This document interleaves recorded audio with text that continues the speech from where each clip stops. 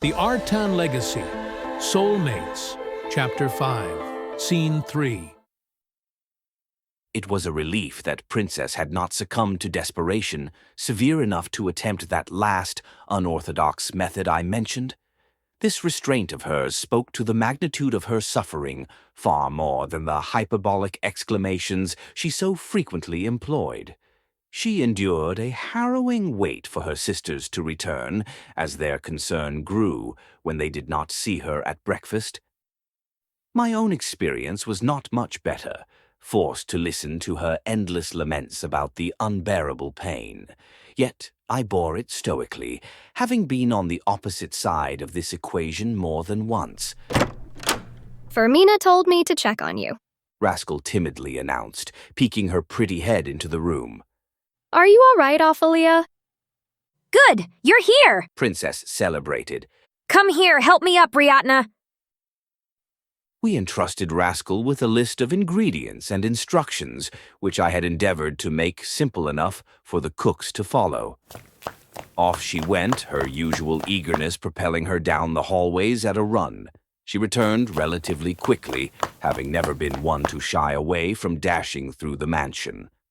Rascal informed us that a servant would deliver our request as soon as possible, though her curiosity prompted her to question a few matters that, to her, seemed nonsensical. I could not fault her inquisitiveness. How do you know all those remedies and stuff? Rascal inquired. I had made Princess write down 5 different concoctions, ensuring that, statistically, at least one would be prepared correctly and prove effective.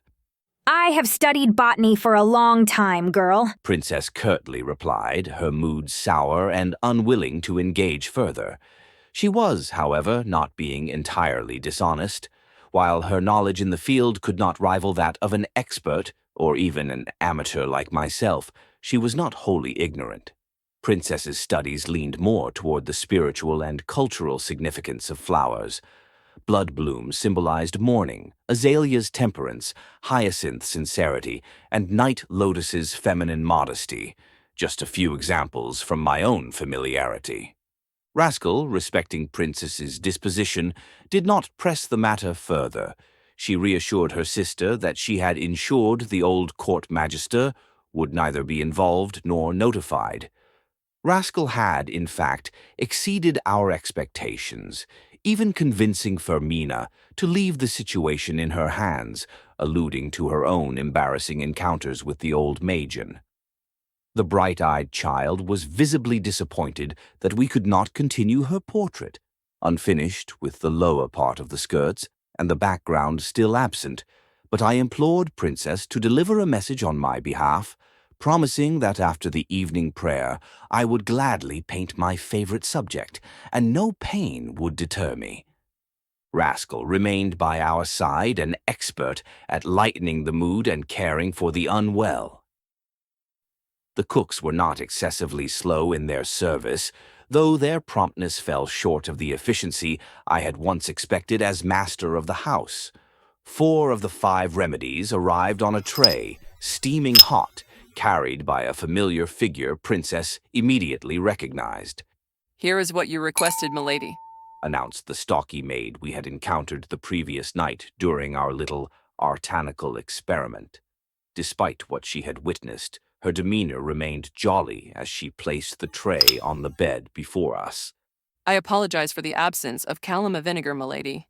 We have yet to restock it," she explained regarding the missing recipe. She introduced herself as Lantour. Princess thanked the maid, hastily dismissing her, and turned to face the mirror, awaiting my instructions, which I promptly delivered, detailing the order in which we should proceed.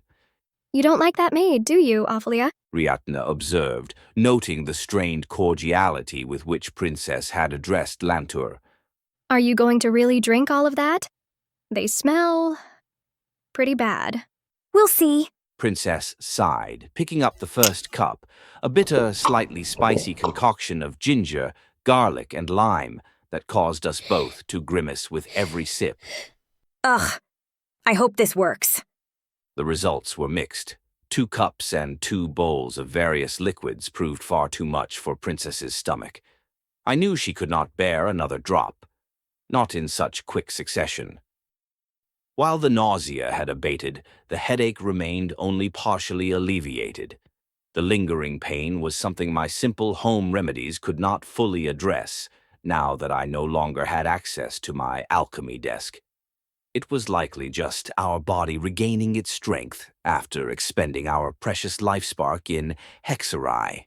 At one point, it became necessary to excuse ourselves from Rascal's presence and retreat to the toilet chambers, a room where one seldom seeks company. Though not the ideal setting for extended conversation, given the disagreeable odors, it afforded me the opportunity to inquire about Princess's well-being. Aren't you supposed to know? We're supposed to feel exactly the same. She grumbled, her mood darkened by the wasted day. I feel terrible. Better, but terrible. Maybe headaches get easier when you're not in control. If that's the case, I can't wait for you to take over, as weird as it sounds. You can deal with this then. I can feel my nausea returning just from being here. Let's get this over with. Needless to say, you are in no condition to meet with my brother. The planting of my false will must wait until tomorrow, I remarked. I have been contemplating a few possibilities. The hand mirror, at times, may be somewhat inconvenient. I am merely speculating, but if you were to wear a locket with a polished back, a reflective surface, it could be discreetly held, allowing us to converse without drawing undue attention. I am mindful of your weariness, and dusk shall soon fall. At that time, I shall inquire as to where you keep your jewelry, I added, ensuring that my thoughts were succinctly conveyed as we hastened to conclude our business in the unpleasant chamber and return to Rascal's waiting presence. Thanks, Dubart, really. You're actually trying to figure this whole thing out while I'm just laying in bed, sick out of my mind, she whispered weakly, her steps slow and unsteady as we made our way back.